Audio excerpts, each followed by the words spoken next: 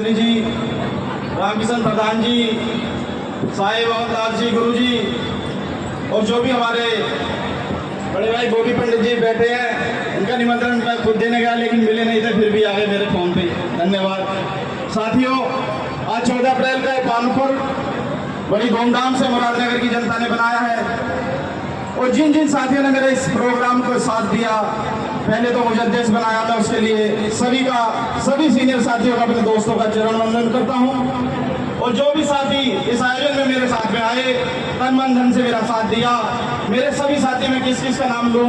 हमारे मेंबर साहब हैं, रोहतास जी, डॉक्टर साहब हैं, बबली भाई हैं, विनोद प्रधान जी हैं और हमारे मनोज ठेकेदार जी मेरे बड़े भाई, उन्होंने तो बिल्कुल ही अब की बात तो ये कह दिया कि जैसे भी होगा बढ़िया प्रोग्राम होगा, पूरा साथ ऐसा निभाया कि मैं उनके लिए क्या कहूँ, बहुत ही कम है। और जितने भी साथी थे, कुलदीप भाई, मुकेश भाई, विजय भाई, योगिंदर भाई, सुरेश भाई, नरेश भाई, जितने भी मेरे मुरादनगर शहर के साथी थे, उन्होंने दिल खोलकर मेरा साथ दिया, मैं उन सभी का धन्यवाद करता हूँ।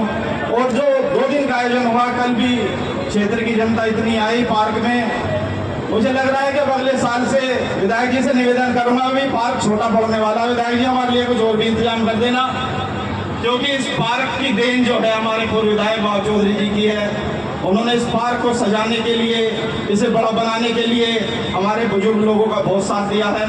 उसके लिए हमारी एक पीढ़ी पूरी ऋणी रहेगी, हम भी आपका अनुग्रहण करते रहेंगे। अभी तो हमें बहुत सारे काम इस पार्क में करवाने हैं। साथियों, अभी एक लाइब्रेरी बहुत जल्द हमारे पार्क के बराबर में तैयार होने वाली है, वो भी माननीय विधायक जी के कमलों द्वारा इसका उद्घाटन होगा, हम इंतजार में है।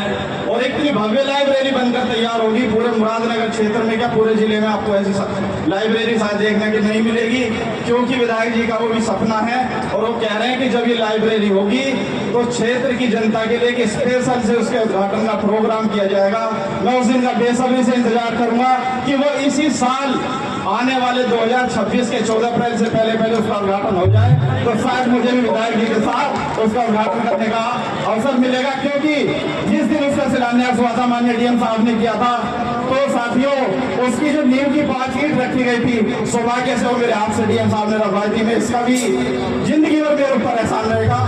और ये जो आयोजन आज हो रहा है, जितने भी लोग यहाँ पर आए हैं, हमारी मान शक्ति यहाँ पर आए हैं, मैं सभी का दिल की गहराइयों से साधुवाद करता हूँ, चरण वंदन करता हूँ कि बाबा साहब के इस आयोजन में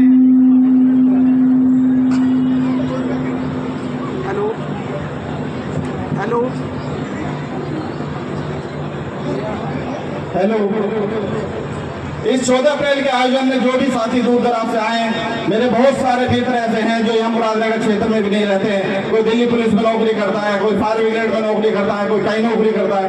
उन लोगों ने ऑनलाइन अपना सहयोग दिया और वो कल आए भी थे बहुत सारे मेरे साथी। मैं उन सभी का धन्यवाद करता हूँ, यहाँ पर भी नहीं है। और जितने भी साथी जिनका मैं नाम नहीं ले सकता हूँ, उन सभी ने इस आयोजन में मेरा दिल से साथ दिया। मुझे मुरादनगर शहर छोड़े हुए लगभग 5-6 साल हो गए हैं, लेकिन इस आयोजन में मुरादनगर के हमारे जाटव समाज के जितने 4-5 मोहल्ले हैं, घर घर से सहयोग भी आया है और सब लोग पार्क में आए। मैं उन सभी का धन्यवाद करता हूं हाथ जोड़कर। साथियों, ये जो आयोजन अब लगभग 10 सालों से भव्य रूप लेता जा रहा है, आने वाले समय में ये आयोजन इतना बड़ा हो जाएगा। अभी तो हम जिले गाजियाबाद की बात करते हैं। साथियों, एक दिन मेरी आज की बात याद रख लेना कि पूरे पश्चिम उत्तर प्रदेश में अगर मुरादनगर से भव्य आयोजन 14 अप्रैल का कहीं भी नहीं हो सकता। ये मेरी बात आज याद रख लेना, आने वाला समय ऐसा आने वाला है। और साथियों, ये आयोजन हम सभी को मिलकर करते रहना है, क्योंकि साल में एक त्योहार हमारा ऐसा आता है उस बाबा साहब भीमराव अम्बेडकर जी का, जिसका एहसान हम सारी जिंदगी अगर अपनी खाल उतार कर भी उनकी चप्पल बना दे तो भी नहीं पा सकते। पूरी महिला शक्ति, पूरी मातृशक्ति पे, हर मजहब, हर कौम की उस औरत पे उनका एहसान है जिन्होंने मुक्ति के द्वार महिला जाति के लिए खोल दिए। और दलित समाज, पिछड़ा समाज, गरीब समाज जो अशिक्षित था, जिसे कुछ करने का मौका भी नहीं दिया जाता था, आज वो घरों से जी रहा है, अपने बच्चों को पढ़ा रहा है। ये सब बाबा साहब की मेहरबानी है। साथियों, मेरे जितने भी साथी इस आयोजन में शामिल हुए, मेरे बड़े छोटे भाई, मेरे पिता तो बुजुर्ग, माताएं, बहनें और जो भी दूर दराज से साथी आए हैं, मैं उन सबका दिल की गहराइयों से बहुत बहुत धन्यवाद करता हूं और उम्मीद करता हूं कि आने वाले 2026 में जो भी वो सब कमेटी बनेंगी, जो भी उसके अध्यक्ष बनेंगे, मैं सभी से निवेदन करूंगा कि आने वाले साल में हमें सभी भव्य आयोजन करके दिखाना है, ताकि मुरादनगर का नाम उत्तर प्रदेश के इतिहास में दर्ज हो जाए कि मुरादनगर का अगर जाटा समाज है तो सिर्फ बाबा साहब की वजह से है। और सब समाज का साथ लेकर हम मिलजुल से इस मुरादनगर शहर की छवि को बना के रखेंगे, प्यार से रहेंगे। इसी के साथ जय भीम, जय भारत। जितने भी यहाँ सम्मानित सदस्य बैठे हैं, सभी को मेरा जय भीम, नमो बुद्धाय।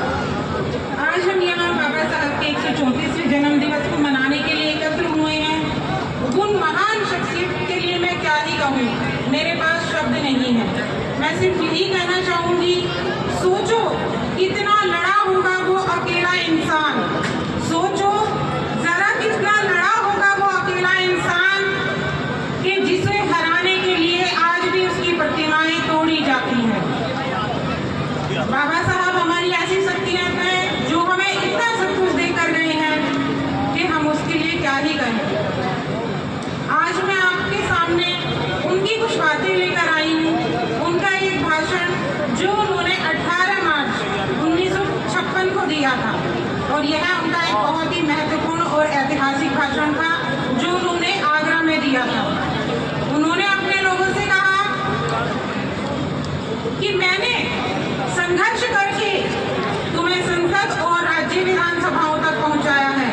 अब तुम्हारा कर्तव्य बनता है कि अपने समाज की शैक्षिक और आर्थिक और सामाजिक बराबरी के लिए यह संघर्ष जारी रखें। दूसरी उन्होंने कहा अपने नेताओं से कि अगर कोई तुम्हें अपने महल में बुलाता है तो स्वेच्छा से जाइए, परंतु अपनी झोपड़ी में आग लगाकर नहीं, क्योंकि जब वो अपने महल से आपको वापस भेजेगा तो वह झोपड़ी ही आपको आसरा देगी।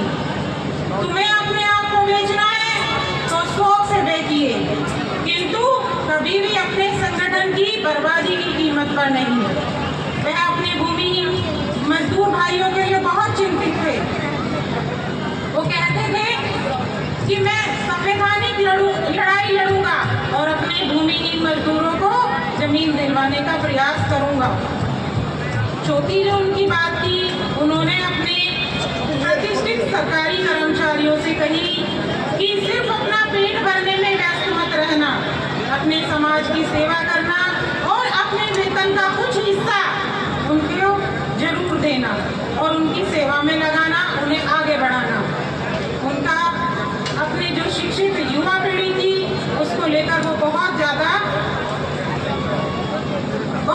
चिंतित रहते थे। वो हमेशा उनको आगे बढ़ाने की बात करते थे।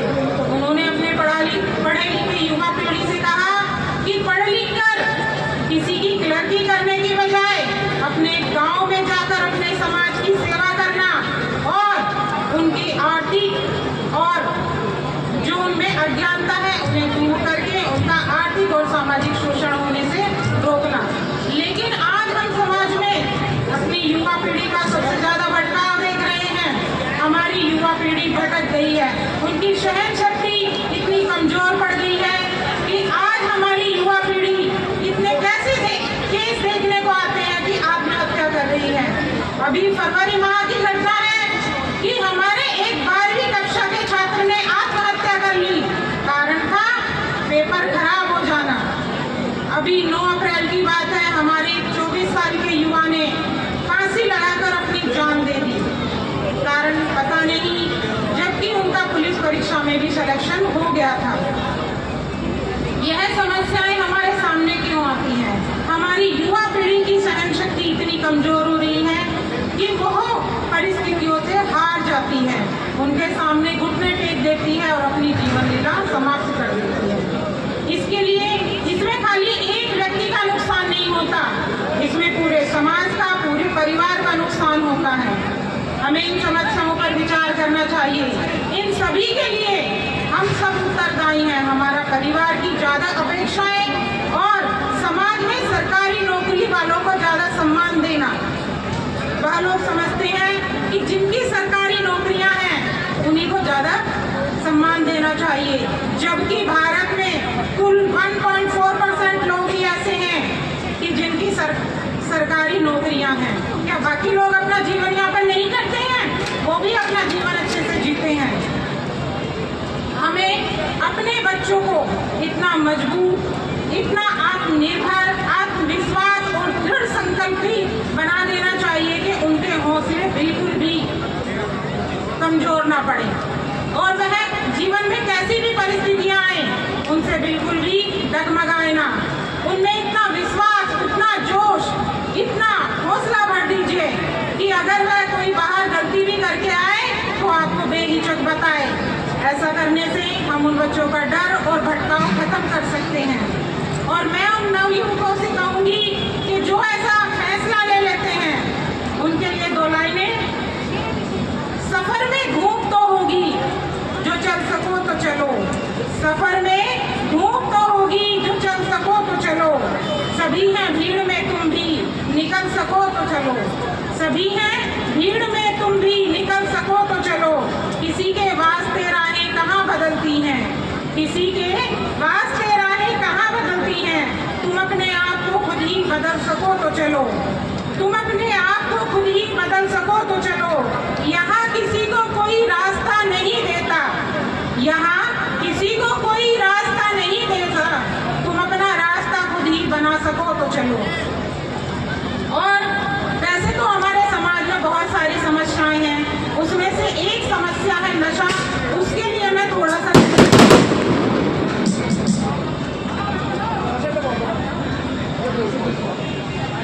नशे के बारे में बात तो सभी करते हैं, लेकिन ये नहीं देखते कि उससे हमारे परिवार पीढ़ियां खत्म होती जा रही हैं। उनके लिए 2 लाइनें कहना चाहूंगी।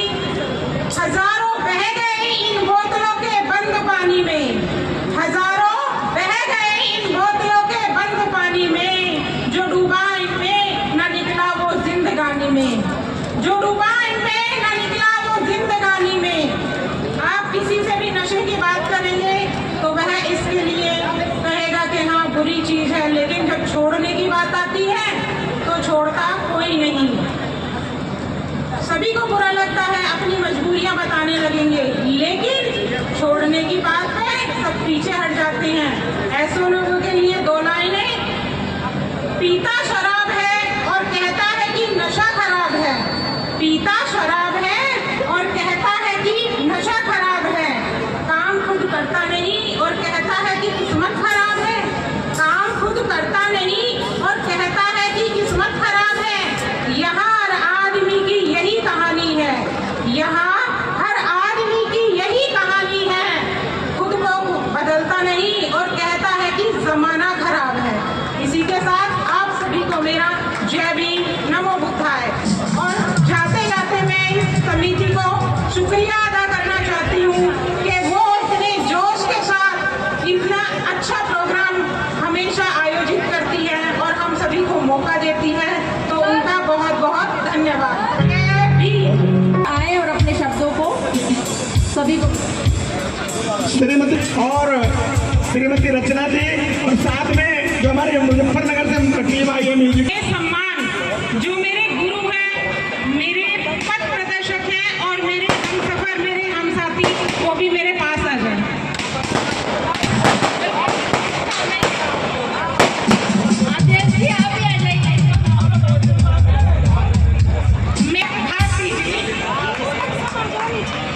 बहुत अच्छे कार्यक्रम में केवल